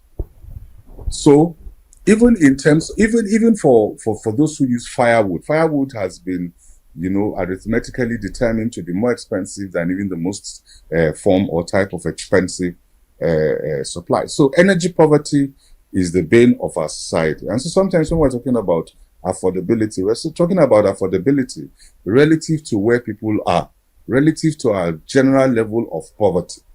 But you see, and that's the conundrum of poverty. Many times people can't do some things because they are poor. They are poor because they can't do that thing. They can't do that thing because they're poor. They're poor because they can't do that thing. It's like savings and investment. Okay? You say some people now, invest, say, I don't have enough money to feed. Why am I even going to invest? But you don't have enough money to feed because you have no investment, you have no passive income, and those kinds of things. But that's not even what we're talking about. But the point I'm making around here is that affordability doesn't mean cheap. And cheap relative to what? I mean, if you take power tariffs, for example, or electricity tariffs in the places like UK, US, where there is availability of power. I mean, those units in dollar terms, probably somebody will tell you it's $20, $40 a month. But translate that to Naira already, then you don't have that. But if you have availability systematically and people can create more income, they can create wealth, then they can afford. And that which is why I used the word affordability rather than cheap. Now, of course, quid pro quo, in response to paying any kind of tariff at all, people deserve to get service equivalent to what they have paid. So at the moment, you are saying, we're paying more and we're not getting any service. And I tell you, potentially, and I'm not one of the power companies, probably should get somebody from the power company in the hot seat to ask them direct questions. But I can tell you from somebody who is in the industry that what you're probably getting are marginal movements in terms of the input cost. The gas tariffs have gone up. Equipment, the impact of foreign exchange, all the input costs have gone up. So even though the quality and the quality of service has not gone up, the cost has gone up, and that is because we probably just haven't. I mean, the reforms haven't gone on full steam yet. You know what needs to happen is that availability and reliability needs to match, affordability. For you to get a solution that works for everybody.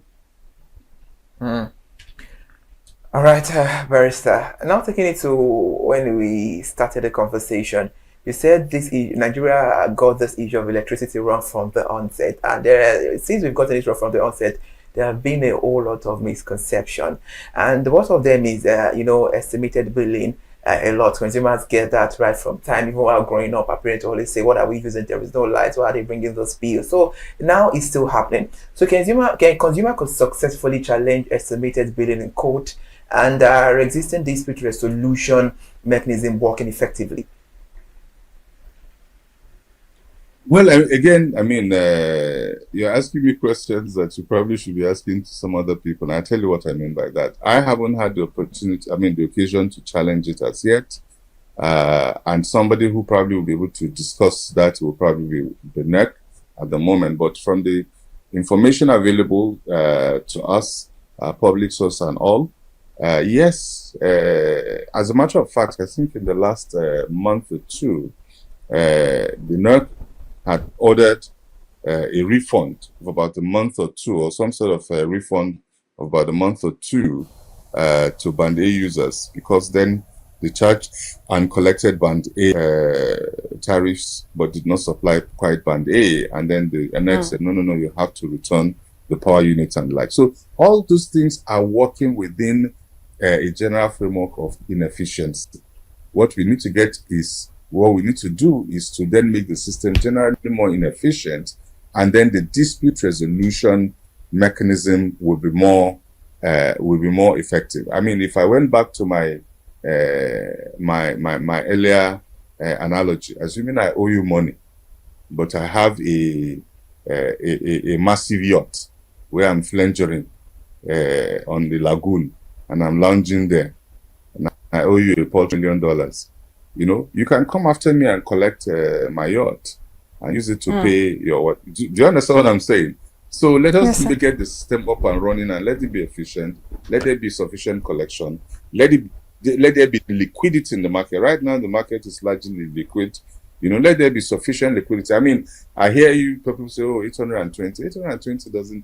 The discos are collecting 820 there. Those are just like the what do you call it now? The collection points of the discos collect, then they remit backwards. So, they remit backwards to the transcos, to the gencos, to the gas suppliers. By the time you distribute everybody's money to them, you still have not probably. I mean, the question is not whether they collected 820 billion naira.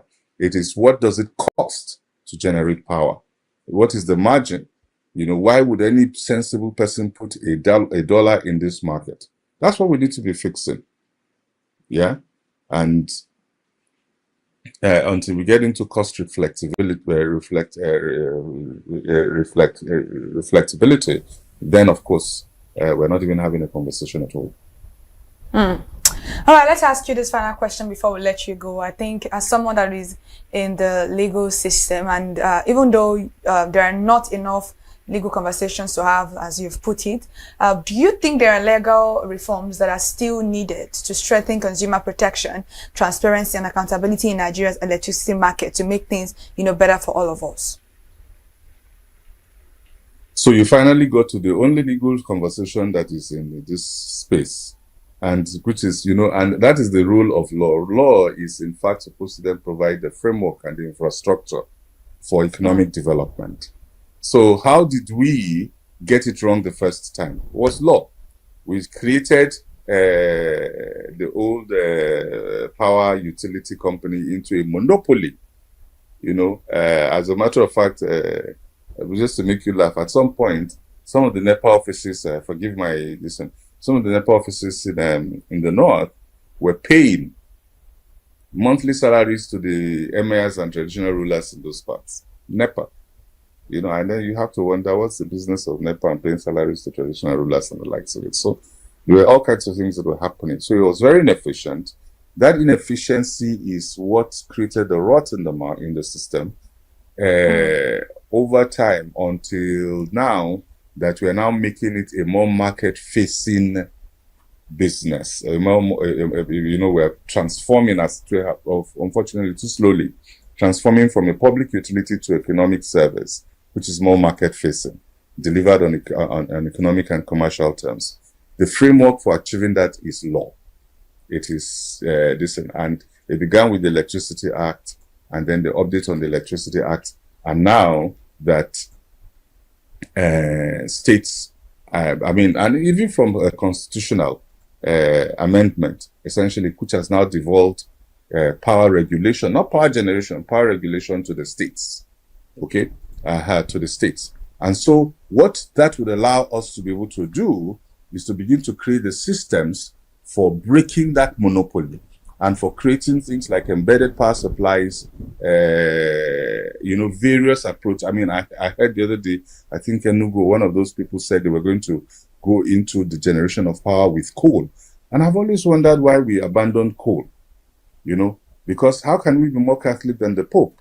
That even some of the places that were preaching clean, whatever else, as far as I'm concerned, we shouldn't even have a unitary power supply system such as we have now. Everybody is trying to force gas to power. As far as if you asked me, I probably would take more gas to fertilizer than gas to power. So those who can generate with hydro should generate with hydro. Those who can generate with coal should generate with coal. Those who can generate with solar should generate with solar. But it is when you break it down and allow those sort of things to happen. Now, of course, the one question you haven't asked me, you probably asked the last person, is how about how about those who, how do you break that sort of what we call the conundrum of poverty, And if you must subsidize this, then don't do so at the tariff rate. You can give people tokens. You can then say, if you are in this sort of business, you can apply to this agency and you'll be collecting power tokens. But the point is that if you then have reliable power that is being supplied by somebody who is collecting economic rent or rates over rates, what is then going to happen is that your capacity will improve. And it's not a program that anybody should be on in perpetuity. If you're a hairdresser, if you are a fashion designer, you're getting that token. So you shouldn't get it for longer than a year or two, because we anticipate that in that time you have grown your business to the point that you can afford power a bit better. So we finally had the legal discussion. Thank you so much, Barrister, for joining us on the conversation. Absolutely, we can't wait to have you again on editions to come on Perspective. Thank you. Thank you for having me. Appreciate it. All right, please do well to enjoy the rest of your day and have a very beautiful weekend.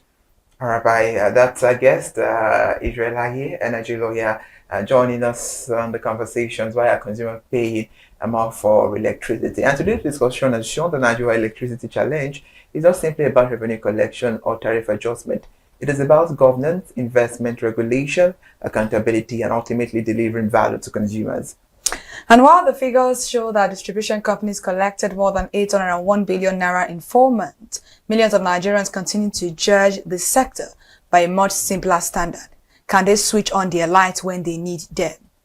Until electricity becomes reliable, affordable, and transparent, questions about accountability, consumer protection, and the future of Nigeria's power sector will remain at the center of national conversation.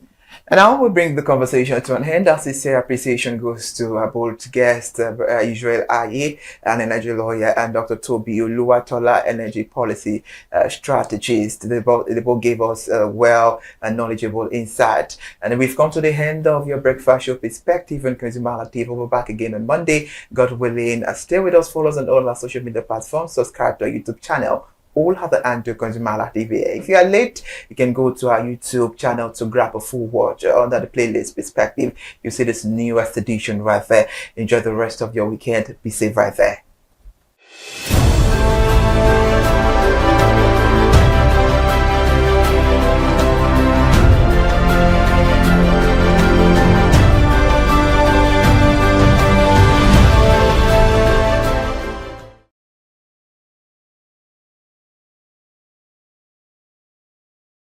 Hi people, my name is Mo Fakorede and I am a filmmaker and a film director, and you're watching ConsumerHalla TV. ConsumerHalla TV is everything consumer advocacy, consumer rights, everything that has to do with consumers.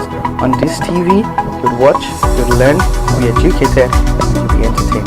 Keep watching ConsumerHalla TV. My name is Olubukola Ozone, a photographer and a social media enthusiast. You're watching ConsumerHalla TV. It's a consumer advocacy TV.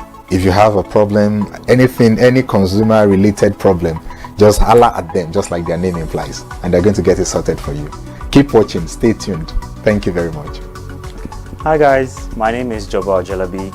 I'm a marketing communications professional. I currently lead marketing at Flash Change, a fintech startup.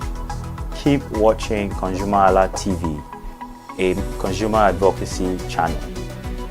Hello, my name is Rotimi. I'm an actor and I am on ConsumerHalla TV. Now, ConsumerHalla TV is a consumer advocacy channel. So if you have any issues, consumer-related issues with brands and services, you can reach out to them and they will be sure to handle it or to cater to you. Thank you so much. Hi guys, my name is Iyebiye Adeton. I'm a film poster designer and illustrator. This is ConsumerHalla TV. It's a consumer advocacy channel. We show content on consumers-based news, entertainment, and all of that. So I urge you guys to stay tuned to ConsumerHalla TV. My name is Anoluwapo Alao, a sales consultant for Star Times Nigeria. This is a ConsumerHalla TV, where they discuss anything consumer needs, and you get knowledge about anything about consumer. So keep watching. Hi, my name is Adebola Ogushino. I'm a filmmaker and you're watching ConsumerHalla TV. Any consumer related issues, they got you. Hi, my name is Stephen Olorunshisi. I'm a strategy and sales professional, currently working with Obey, and you're watching ConsumerHalla TV. I mean, this is one of the channels that you don't want to but stay on. Consumer advocacy, brand promotion, everything consumer, what you need to learn for your business to grow. This is a channel where you learn, where you experience entertainment too, yeah. But it's good for businesses, for brands, and for an entrepreneur. If you want to know more about businesses, want to know more about brands, please stay watching. Alright, thank you so much, ConsumerHalla TV. Keep watching. Hello, good day. My name is Tunde Balogun. I'm the lead pastor at the Kingsborough Church in London. And you're watching ConsumerHalla TV, which is a new initiation into the TV industry in Nigeria, the first of its kind in Nigeria. And I know that it's going to bring value and quality into the service industry. ConsumerHalla TV is here to offer value to service industry and to give a voice to consumers, bring awareness to the brand industry, and also bring education to what it is to have quality for what you paid for. I know that through ConsumerHalla TV, you are going to be able to get what you have paid for quality-wise, and also give a voice to you in wherever it is that you do. I am here to support and give a shout out to say that keep watching ConsumerHalla TV, and we'll have a better quality for value in Nigeria and in the global space. Please continue to watch ConsumerHalla TV, because it is here to make things work better for you. It is on this note that I would like to say a big congratulations to the chairman and CEO of ConsumerHalla TV, Pastor Tunde Olufowora, and all the staffs of this great organization. Thank you for what you do. You are making things happen for us, and I pray that God bless you. Thank you. Hello, my name is Toyin Balogun. I'm here to give a shout out to ConsumerHalla TV, #1 platform helping you to shop smart, spend wisely, and live better. Anytime you have any kind of issues with your shopping, or you want to know a very honest review, please contact ConsumerHalla TV, here to help you. And please join the community where we can all make life easy and better for all of us. Hey there, do you know in the world today, everyone is a consumer. And as consumers, we all have the right to be heard. In Nigeria today, As a consumer, you have all right to product information, right to fair pricing, right to return goods, right to product labeling, right to fair dealings, and a lot more. Well then, have you heard about the new media channel? ConsumerHalla TV. ConsumerHalla TV. ConsumerHalla TV. At ConsumerHalla TV, our goal is to inform and educate consumers in Nigeria with insightful news alongside development within the fast-paced world of consumers through well-researched, specialized, and analytical content. Our vision at ConsumerHalla TV is to create an engaging platform that provides right connections for meaningful brands in Nigeria, thus creating a more caring world for consumers where business thrive. And guess what? Our ConsumerHalla brand is the first consumer complaint resolution portal in Nigeria, powered by a 72-hour feedback mechanism. We offer consumer advocacy, informative talk shows, branding promotions, advertising, and lots more. Connect with us via our YouTube channel at ConsumerHalla TV. Follow us on our Facebook page, ConsumerHalla TV, our Instagram page, ConsumerHalla TV, and do well to subscribe.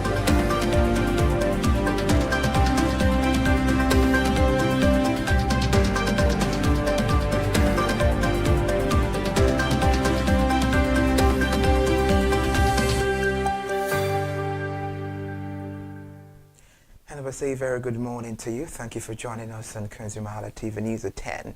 I'm Iri Ayomikole Ike. We'll begin with the presidency. A new report says President Bola Ahmed Tinubu has approved the extension of the Fourth Legacy Highway by an additional 400 kilometers, increasing the length of the strategic road corridor from 700 kilometers to approximately 1,100 kilometers. The Minister of Works, David Umai, announced the development yesterday during a media briefing in Abuja.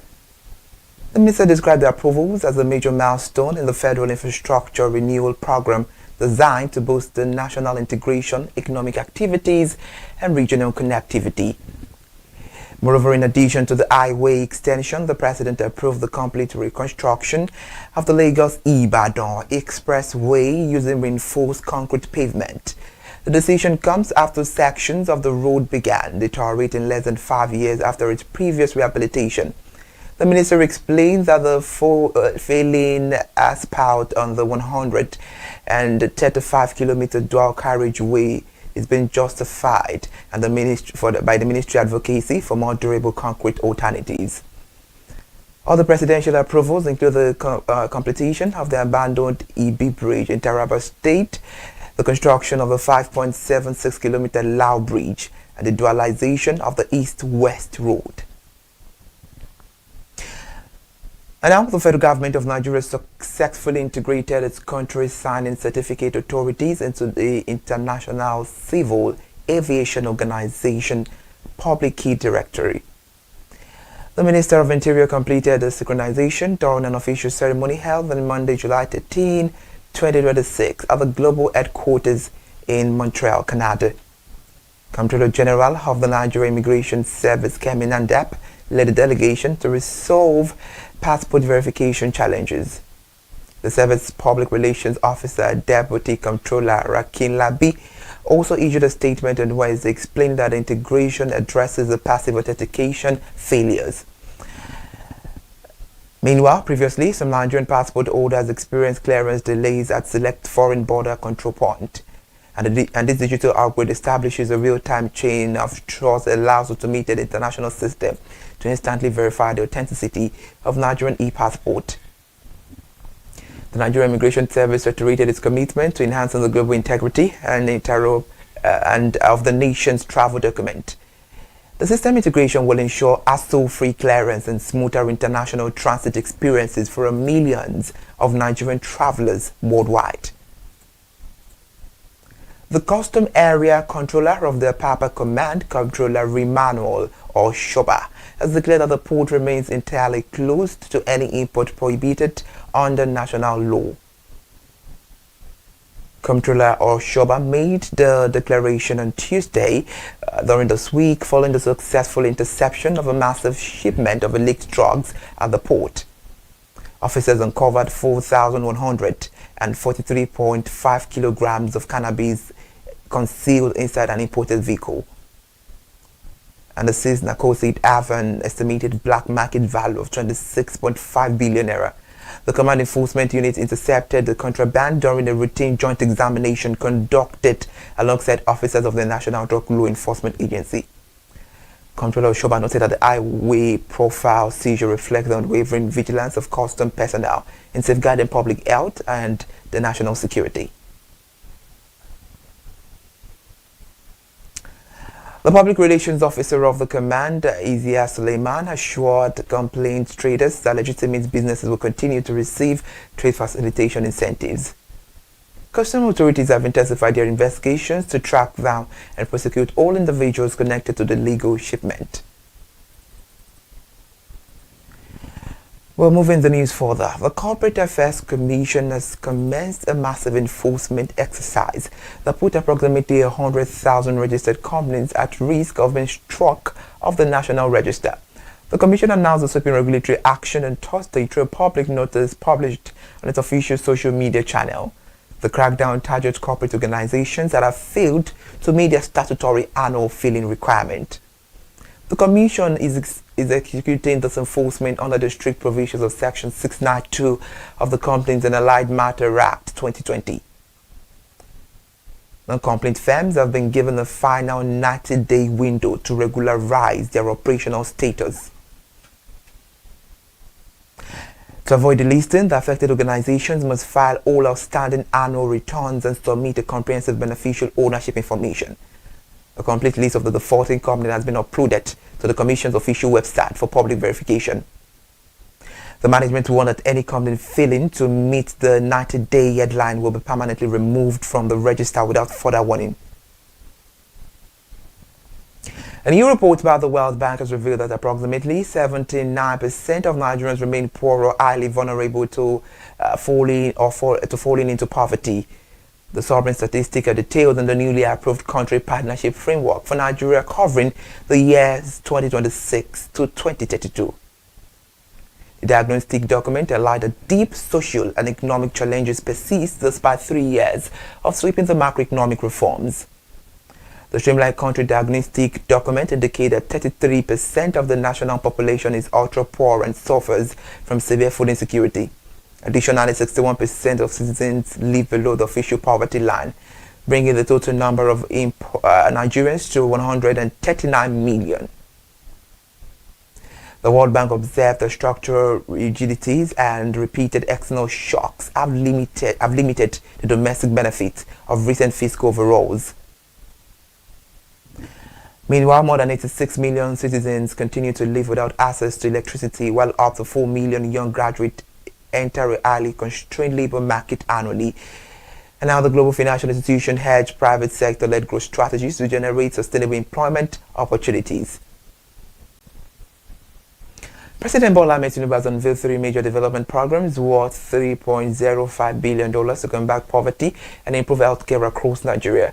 The World Bank funded initiatives were officially launched on Thursday at the presidential villa in Abuja. The president was represented at the event by the Minister of Finance and Coordinating Minister of the Economy, Taiwo Yedele.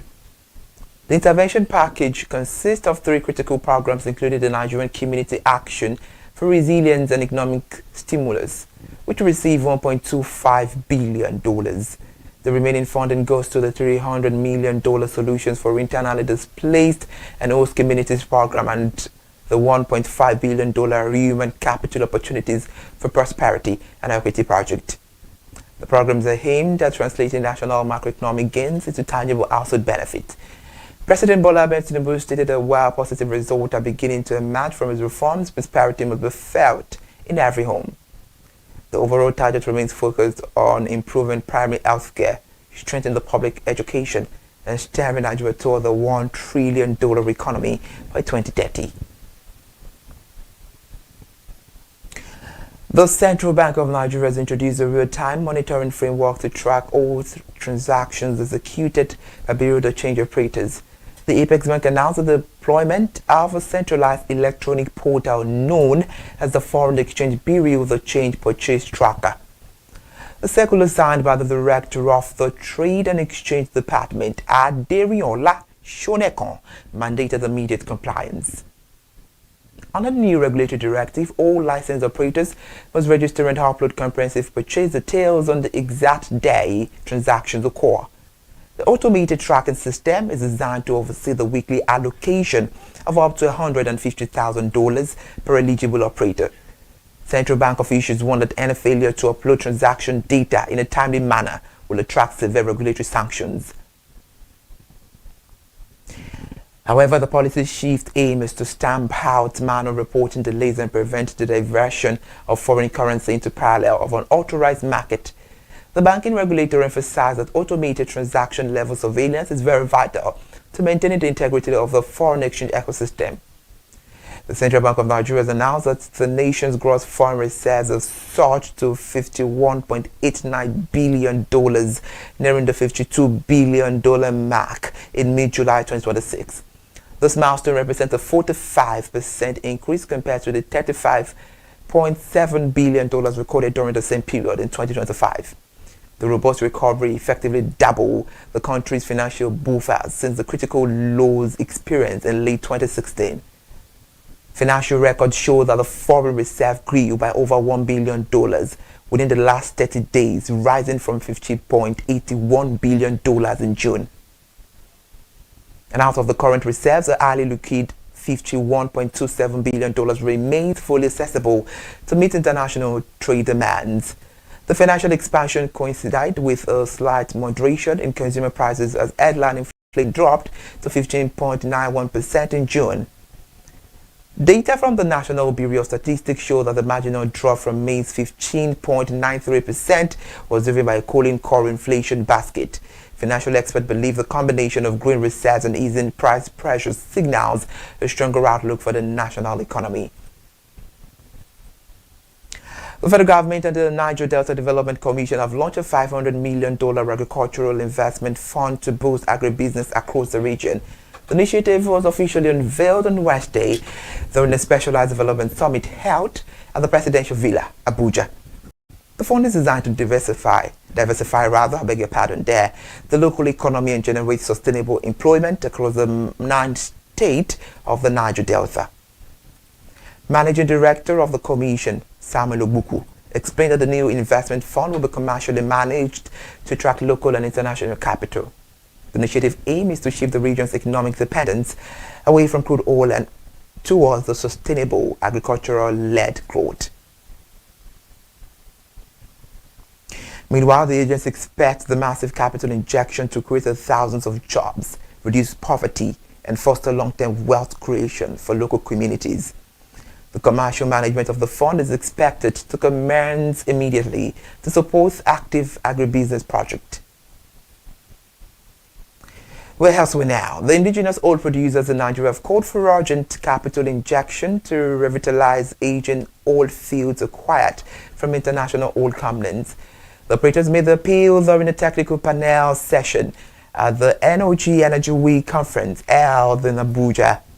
They argued that while this divested asset contains the vast hydrocarbon resource is meaningless without expanding existing pipelines and evacuation infrastructure. The operators urged